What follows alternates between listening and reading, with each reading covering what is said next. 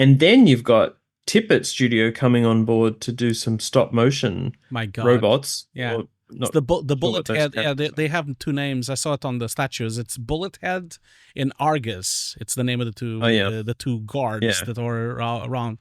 So Next awesome. level, right? Like when I was watching the movie, I was watching it and I was like, oh man, this feels different. There's something here.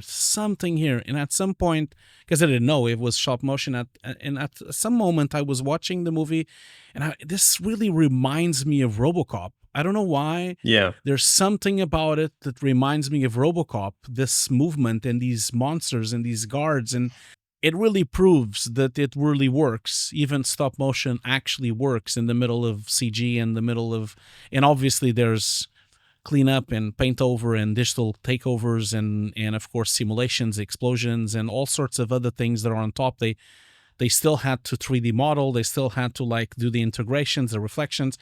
So it's a merging of those two art forms, really, stop motion and real animation in 3D. But it works. It just works. I thought that entire sequence is brilliant. I just couldn't. Yeah.